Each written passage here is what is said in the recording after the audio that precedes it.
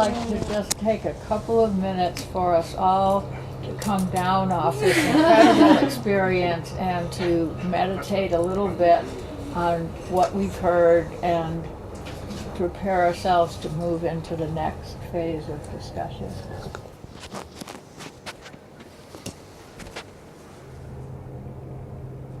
John, I want to thank you for that incredible experience in which my whole body and my senses are totally awakened and in tune and hearing everything and hearing what you have said, hearing what everyone in this conference has said, and I hardly know where to begin in terms of a reflection and response that was so powerful. And I really appreciate your sharing those experiences in such a way that we could all become one with you.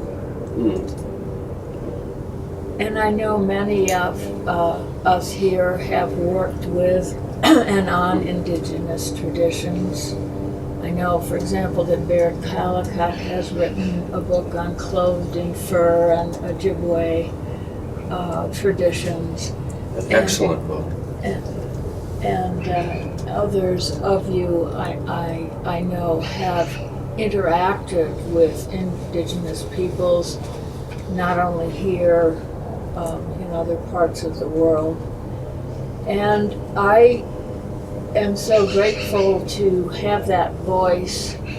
I think it would be really important to have indigenous peoples here and part of this response to global change, because they, people in poverty, third world peoples, people of color, are the front line of those experiencing the effects of global change.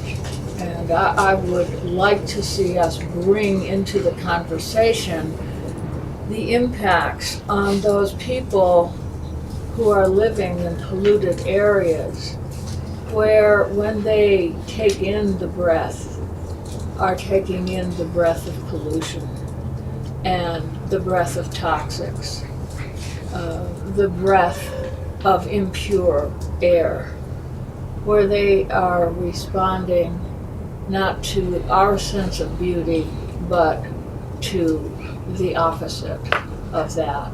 And so I think it would be an important thing if we could open this discussion with some reflection on the impacts of global change on people other than ourselves, not among the privileged to be here and the privilege to have had the experiences, education, conversations that we've been having, but those who are absent from this conversation, who really need to become part of it and become part of it in future workshops.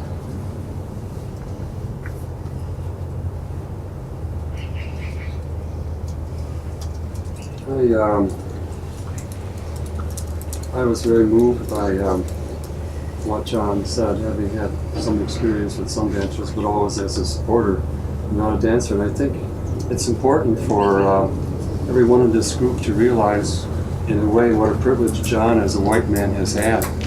When you are adopted into a tribe and by a family or something, to them, that's like your real blood.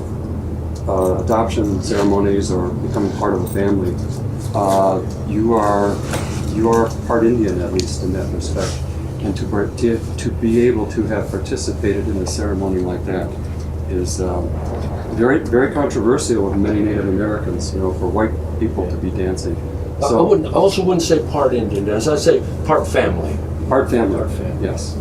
Part family. And one of the things which I think is so important is that, thinking of what David has told us about the power of language, the last chapter in Rosak and Mary Gomez's book on eco-psychology, a wonderful chapter about an Indian woman in New York State, I believe, illustrates very beautifully how the language is part of the land. So when you use the language, you are speaking with all the earthiness of what you're living on. So to pollute the land, you're polluting the language, and the language as spirit, as David was talking about, is to pollute the spirit of the people. If Inez Telemontes from the University of Santa Barbara, heading that graduate program in Native American Studies, if she were here, she would have spoken extensively about this point, Dennis, that language loss is at the heart of it all.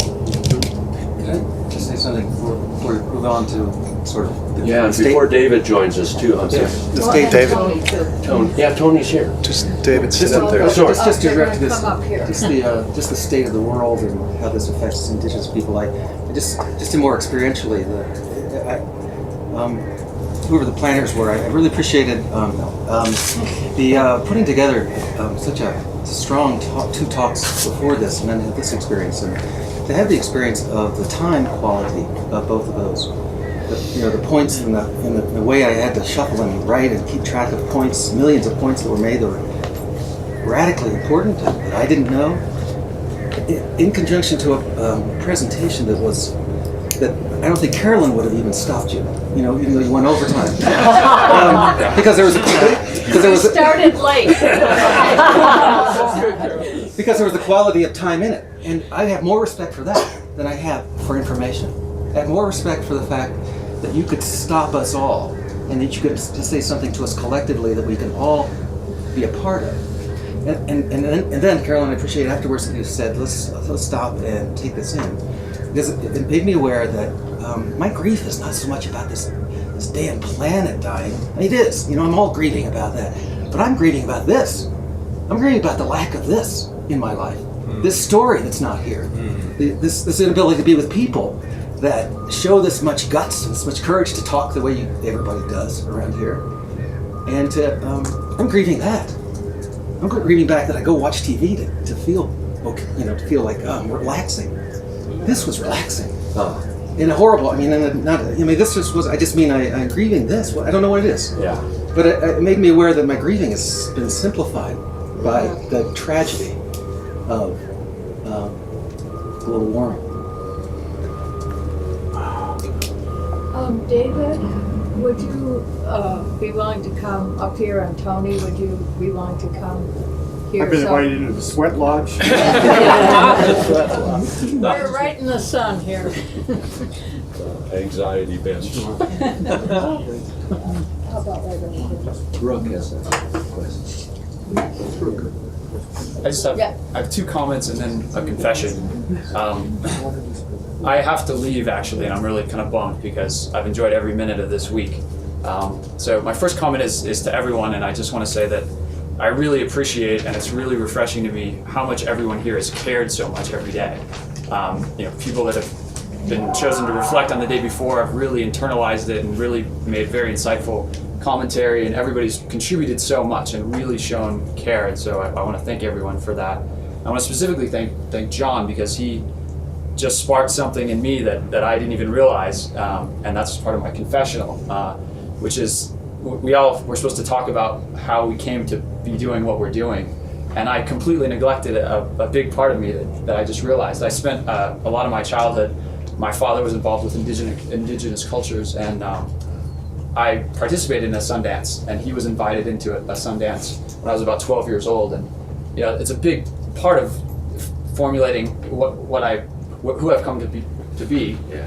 and I've neglected it and just sort of ignored it, and even for 4 days of reflecting on my connection to nature, I forgot it, and the courage to stand up and just put yourself out there, and especially among a community of scientists and philosophers, it takes a lot of courage, and is inspiring, so thank you. Hey, walk up on the hill up by LMU and holler out everybody's name in this group by that little garden that LMU did for those native people to remember them. There's still some of them left, but it's kind of an interesting statement they tried to make in relationship to the conversation we've had about Playa Vista, which I think a lot of you know about this incredible development that when I spoke with Brooke, I fessed up to him that in front of my students, I'd made very negative statements about this huge development project. And then I recently have gone among it. I drove with Chris Chappell at LMU. Blew me away. It's much more interesting. And then talking with Brooke about what's going on there and the kind of environmental education going on by living there. It's encouraging, so I'll fess up to it. Thanks. Travel well. I have a question, John. We've spent some time with indigenous people in the Amazon and sub-Saharan Africa and in the Arctic and in Inner Mongolia. And my question is this: it's not global warming. I'm now going to use that word, global warming.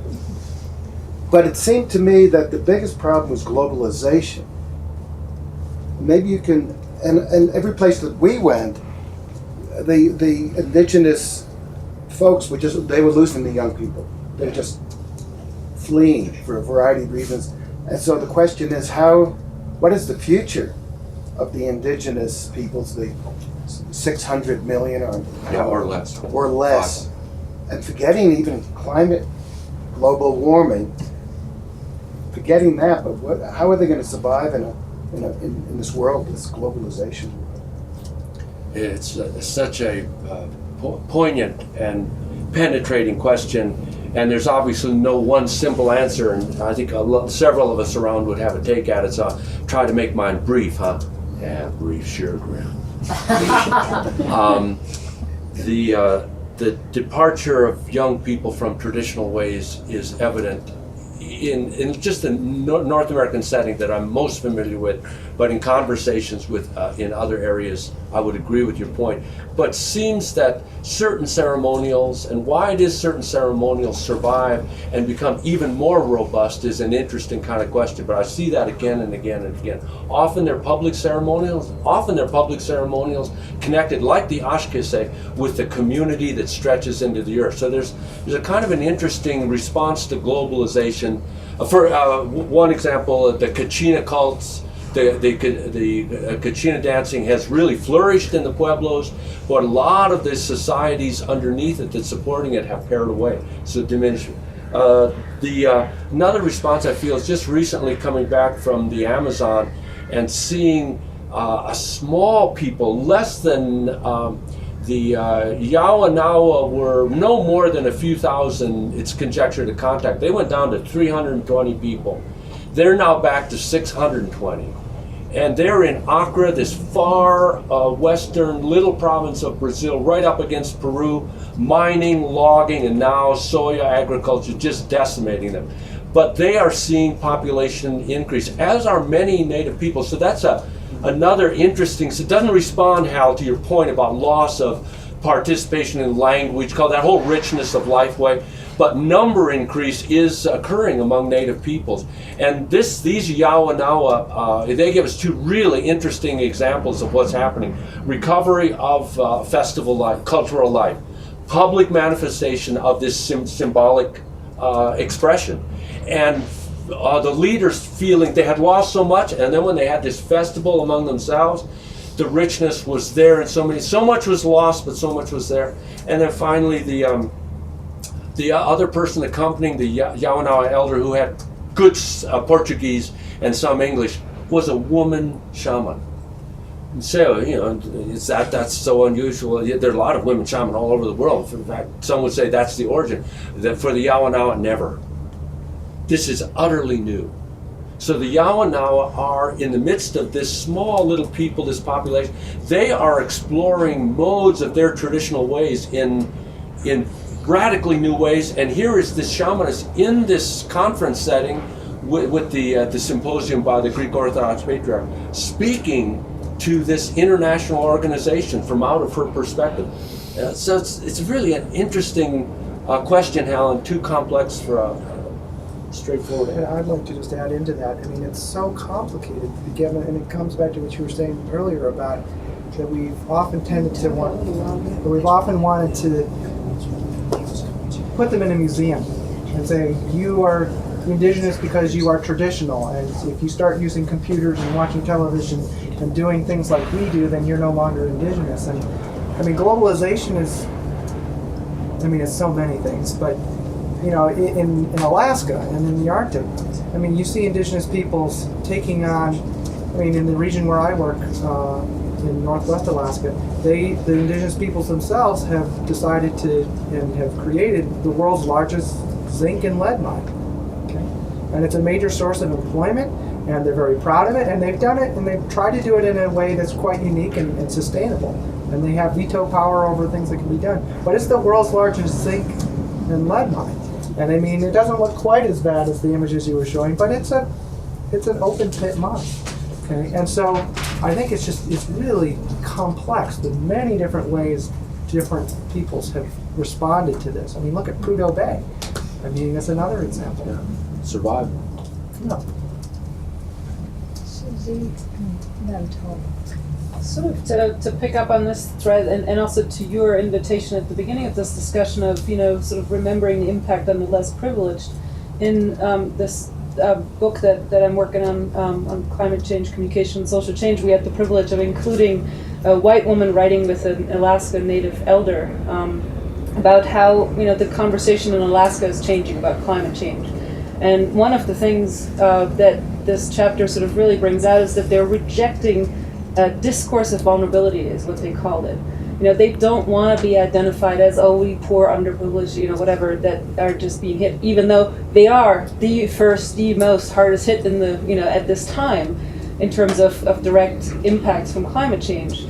There is this intense desire to empower at the same time, and I wonder what we can learn from that. You know, what I mean, does it take first to be completely, you know, underprivileged and hit by climate change, or can we sort of almost, you know, step right beyond that and leapfrog to a much greater discourse of empowerment? And so, I don't know, I just wonder if, you know, any one of you want to see that in among other Native peoples, indigenous peoples, or, you know, what other people think about that idea.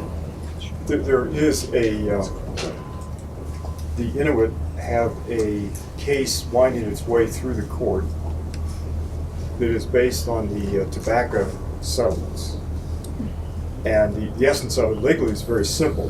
It is that they knew the harm they were causing and chose to continue it, and also to cover it up. And with climate change, the same parallel argument is being made on behalf of the Inuit in courts now. The interesting thing here, two comments. One is that the U.S. Constitution mentions posterity in one place, that's in the preamble. But there's effectively no case law on behalf of future generations. So, to coin a word here, our energy behavior, climate change, is aborting future possibilities pertaining to life, liberty, and property, as well as happiness, which is Jefferson's proof. That yet does not have legal standing in the courts. There are a group, we're trying to form a group, the foundation I'm working with is trying to form a group of legal scholars to first articulate the rights of future generations relative to climatic change, build a case law basis, and develop a couple of cases in courts. We'll handpick them, and then take them through the court process.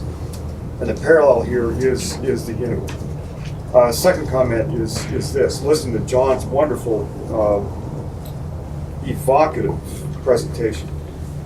What strikes me is that the richness with which we experience the world has been radically diminished. My travel log this morning, I started with the Yale conference on biophilia. And I worry that the experience, this innate attraction to life and lifelike processes near Wilson's words, is being diminished radically. That the experience of the world that ought to come as a right will not come at all. And in Bill McKibben's phrase or words, people who will read Thoreau, for example, in the future will have no comprehension of what they're reading. A radical diminishment of the richness of human life. And you compare that with the sweat lodge and with all sorts of ceremonies and the way indigenous people raised people. So the comment is this: we're in the early stages of trying to put together a group of legal scholars to develop the case for the rights of future generations. It's not a hard case to put together conceptually, and to develop trustees who would speak on your behalf. That's now done for mentally damaged people and children and so forth. And the second is a more complicated thing, and that is to define the legal rights to richness of experience. Is there an argument to be made? So we're trying to put together both of those.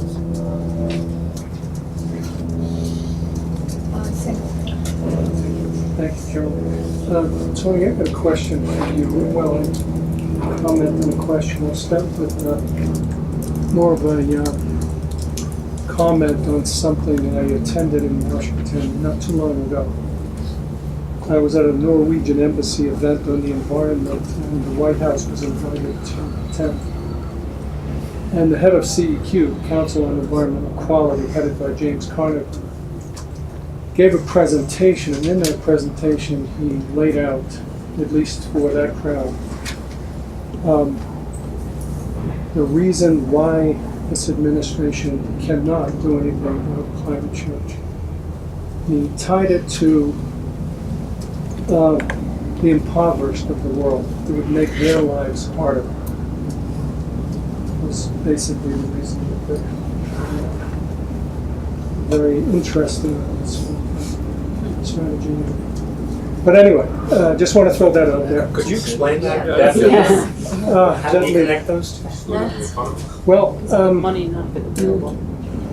I just found it an interesting rationale for why they weren't doing anything about climate change. Which was their rationale, that it would affect the poor in a disproportionate manner.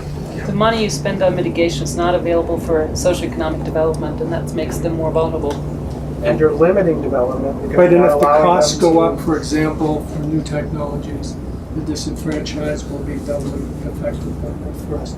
I was on a panel years ago where there was a lawyer from the Cooperative Enterprise Institute that argued that if we were to start reducing CO2 emissions, infant mortality would increase. I was on an industry, I was a participant in a debate with industry at the World Climate Summit, where we had, the car companies and the chemical companies and the nuclear industry there. And we had made some arguments questioning nuclear power as a solution to climate change. And the nuclear power lobbyist industry actually said, you people, therefore, are for cholera and malaria and dysentery and killing hundreds of millions of people.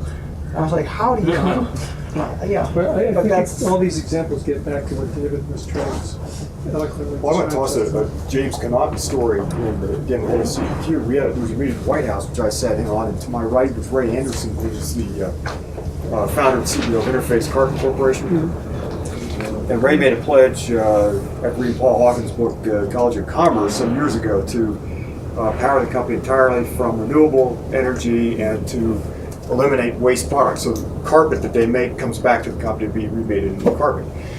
And at the meeting we prepared, Ray and Hunter Levins and I prepared a long document for White House consideration about basically rethinking their whole strategy about everything. And Karl Rove was in the room, and Connaughton was right across the table, and the comment was made that we couldn't afford to do energy efficiency, much the same logic. And so Ray reached down, pulled out of his briefcase a bar chart with various years and the amount that they had saved by efficiency. And this was the time when the market had kind of dipped for carpet. And he slid this across the table to the Rove side of the table, and he said, the reason we're in business today is because of efficiency and renewables. Otherwise, this company would have gone out of business about a year or so back. He slid the paper across the table, and there was no eye contact on that side of the table with that particular piece of paper. Rove or somebody slid it to the right, and to the right. It's now passing Savannah, Georgia. They would not look at it. And this was the hard data from a very successful business person about the efficacy of efficiency. It works. They wouldn't look at it. Interesting. My last point, Tony, when I started this whole thing was, I was struck by your last slide and your emphasis on how critical tapping into the unconscious, the subconscious is, and given all the value studies, surveys you've done, and coming out with that kind of conclusion. I think it reinforces a lot of what was said here, that somehow tapping into that unconscious or the subconscious is really critical in some way of connecting, using language, images, whatever. And I think we've talked through this many, many times. I'm going to say it again. And I may have said that now 4 times, but I keep saying it. That's why I paid you to come to me. I just Can I like follow to, that point? Thank you. yeah, We were talking at breakfast, John and Mary Evelyn and I were talking about how, at particular historic points, various people we now identify as magisterial human beings framed, to use Lakoff's words, the particular issues of their time. And if you think how, for example, to use 3 examples, Abraham Lincoln framed the issue of slavery and sexualism, and particularly in the 4 major speeches, starting with the Nation, the Divided Speech, the Cooper Union Address, how he framed it. And he framed it not in economic terms, but first and foremost in moral terms with roots back in the Bible. Martin Luther King did the same thing. He went no further than the Bible and the U.S. Constitution, and in effect held a mirror up to the public that we could see ourselves. I think Václav Havel's framing of the situation in Eastern Europe was different in the 80s. But again, it was an appeal back to traditions that people could feel. And you tap in, verbalize, and words do have power. So many of you have said, David said so well the other night, you by naming something, you introduce a whole other causal chain in this cosmos, and you, in those cases, they've done it. What we have not yet done in this country is to name the problem, and not just the problem is easy to name, it's the science, but name the cause of it. And that lies in the human heart, and that's a deeper root issue. Yeah. And I think in that regard, this is an incredibly powerful group. Anyway.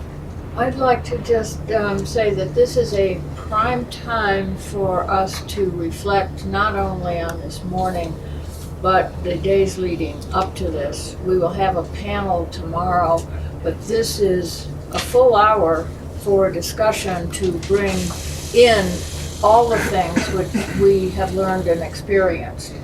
And so I'd like to invite you, as you think about it, other connections to be made. And especially I want to take up Jeff's challenge to us in the beginning of this meeting.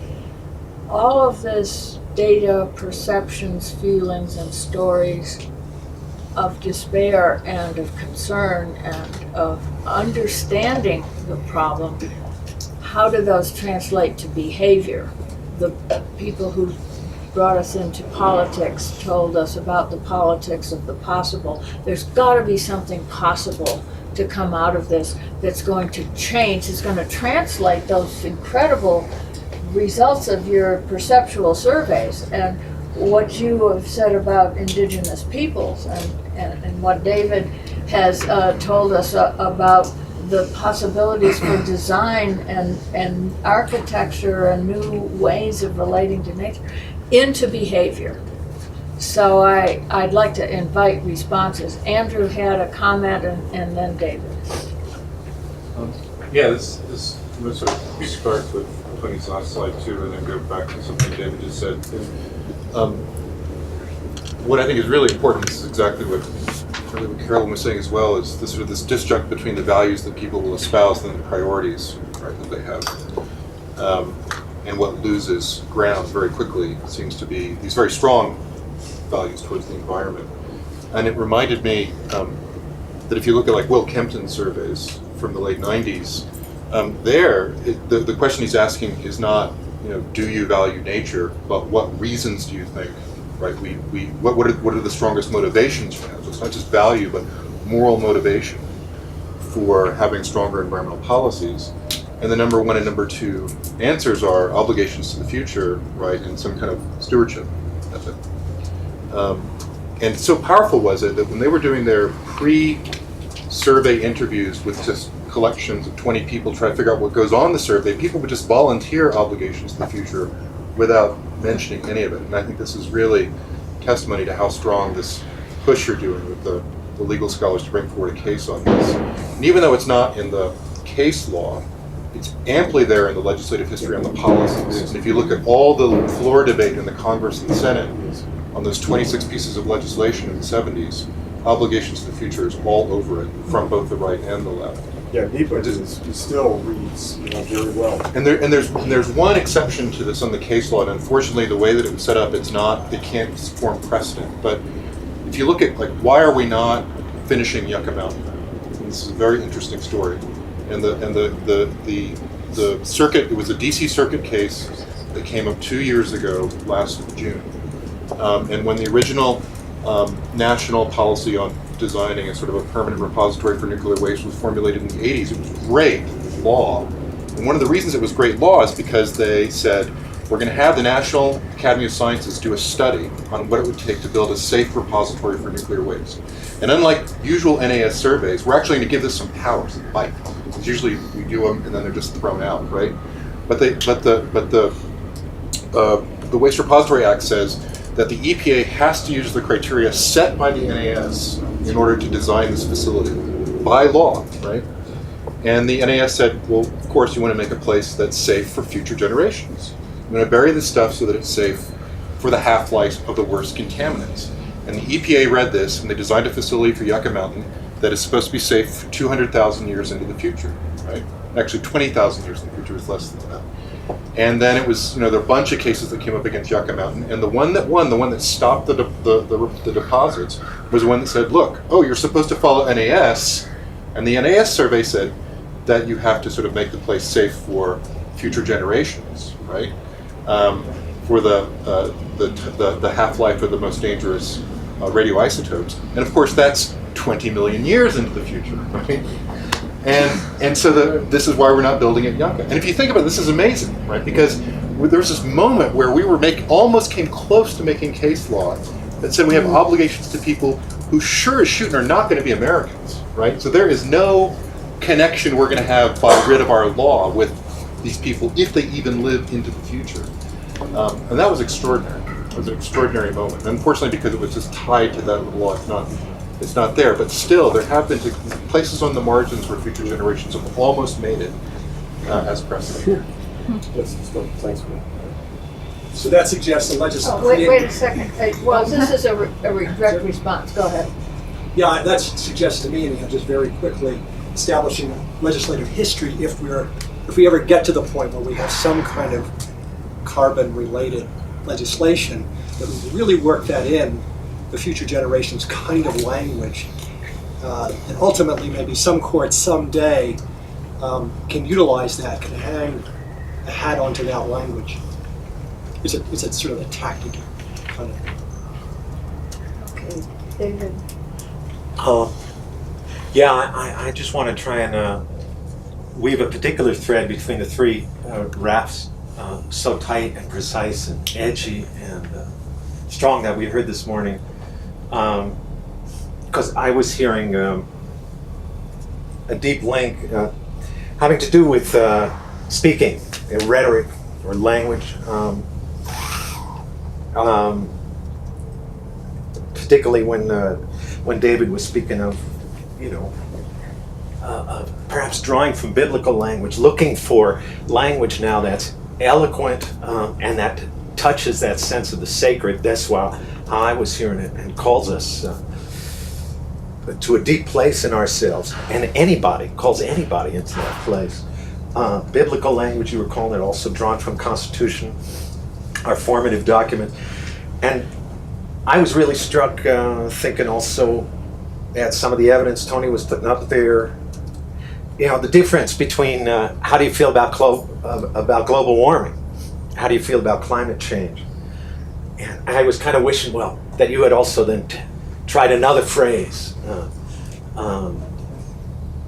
like maybe planetary fever. But and in relation to that is how I was hearing what John was speaking of. I too have been so deeply informed by the indigenous peoples I've had the luck to live with, so close to bioregion, yes, so different from one another. The differences between these different cultures, and yet, as you were saying, John, these strange commonalities. I mean, that seem to be common to all of these cultures, and yet they are as different as can be. But one of these commonalities is just this sense that everything is alive. As far as I can tell, I have not met a traditionally oral indigenous culture that does not have this assumption in their speech. Everything's alive, right down to the rocks, to the wind, to words themselves. And I don't think that's because do they literally believe that the rocket? No, it's not about literal truth. It's a deeper way of speaking. Prior to the split between the literal and the metaphoric. And it touches us really deeply, holds us in right relation to the world. When one speaks of things as alive, this is what I was trying to say last night, maybe using too many words, but speaking of things as alive opens the senses. Speaking of the world as a set of objects, or as a set, as of mechanisms and mechanical processes, our eyes just glaze over. Our ears shut down. I can't hear, or my ears can't hook into the bird song around, because it's just automatic sounds. It's just programmed in their genes when I'm using those kind of metaphors. When the world is alive, when even a stone is alive, man, you're looking toward it all the time. You're listening for what it's maybe speaking. It doesn't speak loudly, but the way the shadows move across. So the senses wake up in a way, wakes up the senses to the extent that we begin to speak of the planet as alive. And now we've got all of these motivations from the sciences, like Jim Lovelock's work and Lynn Margulis's work on the planetary system, that metaphors of mechanism don't cut it. It's too complex and it's too self-autonomous, autopoietic. Let's begin to acknowledge it's an organic being. It's a metabolism. It's a physiology. And this, if we begin to draw our metaphors from there, it begins to wake up our senses, I think. And it opens an instinctive sense of empathy in people who hear this. If you say, for instance, a planetary fever, what does that imply? One, that it's the kind of thing that can catch a fever. And it implies that, whoa, something's going wrong. There's illness here, and you begin to feel that fever in yourself too. You're breathing it in. You're a piece of it and a part of it. It opens up this kind of empathy with the air, with the waters. It's a very plain, very terribly simple thing I'm saying, but I do think to the extent, and we don't have to call it Gaia, and each place has its own word. I speak of earth. I just take earth and I put an I in the middle, earth, to say that this air we're in is a part of earth. We're immersed in earth. To the extent that we speak of the world this way, I think we're beginning to tap something even pre-biblical, but it's that much deeper in us, where there's something that came before the formal religions, and yet it's a sense of the sacred, deep sense of the sacred, and I believe it's what comes after the formal religions too, and it's also what's always been here underneath the formal religions. And not that they're necessarily going to dissolve or fade away, but there is this sensibility of everything alive all the way down that opens that new sense of the sacred, which is also really old in us, and it's always been there. Thank you. This has obviously brought forth a lot of response, and I appreciate that. I'd like to ask us to think and share. We shared our entrance stories, how we got here. I think it would be nice to share our exit stories, and that is how our own behavior is going to change and how we're going to try to change other people's behaviors as we go out of this meeting. You know, maybe not this moment, but as we're talking among ourselves or thinking about it. So let's see, we had. So by okay. exit story, you don't mean our deaths. that too. David, your remarks, such an affirmative response, but I wanted to bring something to the group that I think we will experience, and many of us already have experienced it. An affirmation of any kind of spiritual dimension to this issue we're discussing, I think would bring from the right, and has brought from the right, this whole identification with paganism, with David, you mentioned this denigrating of what's down below, that kind of thing. I think it's just a good alert, or some issue to be discussed in the group. Yeah, well, if I could just address that as well, because I've been using that metaphor of planetary fever for a long time, because I think it even fits some of those things. I mean, when you have a fever, you also get the chills, you know, and that's the heterogeneousness of global climate change. Is that some places will get warmer, some places will get colder, and you sweat, and you're also dehydrated. I mean, it's got all. You can just keep playing with the metaphor. But the problem with that, I see. Well, hold on. I might be making that same statement. Is that we have different interpretive communities, right? And you know, you can't go to a scientific conference and start talking about planetary fever. That's what Lovelock's calling it now. Well, okay, but there are social norms at work, and until those social norms work and are changed, you know, that using that kind of language actually creates a barrier between the communication. And I think that's what you were kind of referencing as well, is that, you know, certain kinds of ways of speaking, while they're very powerful perhaps to the people in this room, they may set off contrary responses in, say, the religious right. And all I'm arguing for is use the language and the values and the terms within those. I mean, this is what your and Mary's work is all about. It's like, let's take what's in these religious traditions and make it work. We don't have to convince them to all be scientific evolutionists. There's no need to do that. We can do it with the language and the values that are already. I hear you, but I also want to ask, how do you change the social norms if it's all just you wait till and that's again the shallow and the deep. Yeah. There's the near-term thing that you need to do, and then there's the longer-term cultural values and shifts. You know, one of the I guess- Okay, wait a second. Wait, can I hey, follow that point? David is on the panel, is going to get a chance. Then Jeff, who's next? Okay, and anyone else? John wants to see. Okay, and then you, and then we might be out of. I've got a 30-minute comment. So this, one of the great books of the 70s was a Pulitzer Prize-winning book by Ernest Becker called Denial of Death, and came out in 1973. And what he did in the book, he did a lot of things, but he essentially said that it isn't, before he had it wrong, it's not our libido or sexual energy that drives us. It really is the knowledge of our mortality, that we are deniers. And having that knowledge, we will sublimate that into anything else. It bubbles up and it's like water in an artesian spring, and we'll become baseball fanatics, consumers, environmentalists, Republicans, Southern Baptists, whatever, but we'll do anything. And what he raised is the possibility, the reality, that we're not so much a rational species as we are very good at rationalizing. Eric Fromm's book, The Sane Society. And I think that this would, if John were to interpret this, I think you'd get a very different read on denial of death in indigenous cultures. Probably in agrarian cultures, where death was just part of an everyday life. And you're always around things that are living and dying. Industrial culture has removed itself from death, but has this alchemized death now into this terrible fascination with death. Our horror movies, the risks that we take, mutual assured destruction. We love death at some level. I mean, that was the way that this society had of coming to grips with death in the most unhealthy way possible.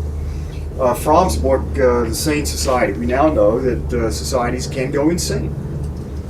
And where this takes us is, I think that your last slide, Tony, I think we have to find the words that tap into that deep level and craft that in a way that is hope and possibility, because I think we're the first generation to ever really understand what the writer of Deuteronomy said, I placed for you life and death, blessing and cursing. Choose life, down I see it might live or whatever.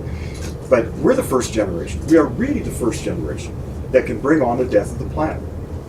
And that is the moment of, I mean, we are at that historic or that hinge moment in crisis where you die or you get well. We are at that classic medical point where, but now it's a choice. It is going to be happenstance. It is our choice. And so our language in some way has to summon from the deepest possible wellspring from long before these Stone Age religions began. I think David is right in this. It's got to come up in this kind of Gaian way that this is a celebration of life. One final point. How do you do that? Some of this is so easy to do because I think we have an affinity for life. I think at some deeper level than Neil Wilson knows, he's right. We have an affinity for this. Mary Bisley puts it in philosophical terms, but this is our world. We are adapted for it. And we love it at some level we can't even begin to express. Words don't capture that feeling. But how does this express? Well, this is the beauty of the ecological design movement in a lot of ways. Can you build buildings that are powered by sunlight? Sure, we'd have to. Can you power economies on sunlight and wind? Economies inspired by air? Sure, absolutely. Sunlight, we know we have tools to bring a different world into being. Now we don't have the words. That's why this is such a powerful gathering. Now the words need to be attached to the capabilities. Okay, yeah. I don't object to the term global fever, but just following on what David's been talking about, we have the fever. We're the sick ones. Okay? It's like we've walked into a hothouse, either consciously or unconsciously, and we're feeling really low. But the earth isn't sick. We're the ones that are sick. And I think fundamentally that's why this problem is so hard to grasp. It's not that we can project or say this is their fault. They're doing this to us. We're doing it to ourselves.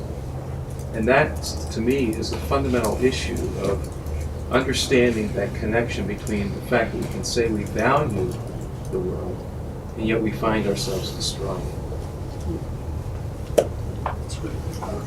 I'm going to try a little simplification. Wouldn't hurt enough. Yeah, I've heard a lot of academic kind of wisdom and scientific wisdom that is very persuasive. But it feels to me like that's some wild attempt to speak truth to power.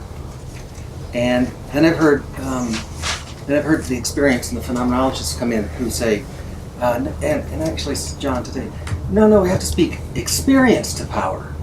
Experience to power. That's where this well of, and you just said it, something welling up, deep indigenous powers coming up. We've just got to find it, connect with it, and find words for it. And as I was thinking of contrasting truth to power, I was thinking, other people I've heard, the communications people, the media, they're saying, you got to speak power to power. And I don't know what that means, but it's something simple, and I like that. And it reminds me a little bit of what about doing a survey, going directly to the conservatives and how about a survey that asks them, why do you love God? Why do you love God? Because essentially we're trying to get at a survey about why they love, why these people won't move toward what we love. And that's a broad generalization to say conservatives are, but I grew up in the Bible Belt in Missouri. My parents are radical Republican conservatives, and they love God, and they're not going to let you take their God away with your world, with your earth. I mean, and I don't understand that myself. That's why I don't live with them or around them.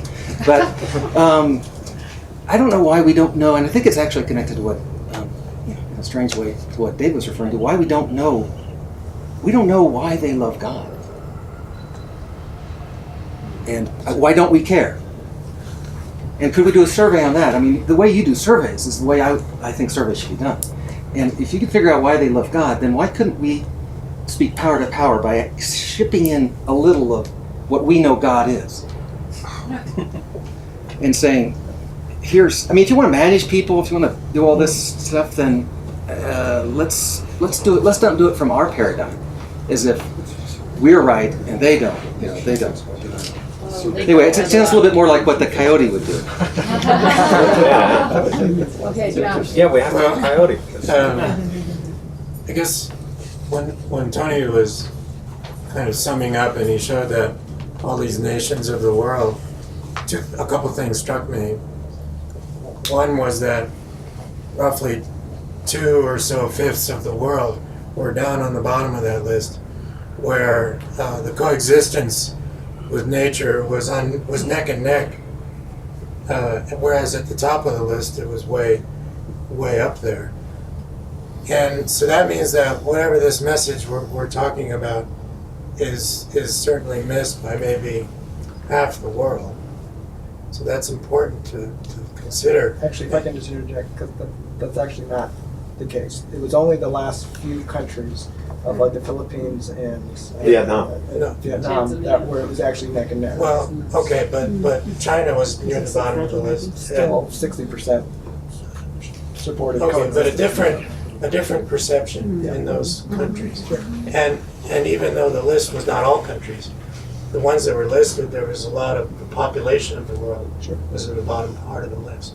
So that was one thing that was a concern in terms of we have Western messages for Western countries, and that's not part of a planetary message that might work.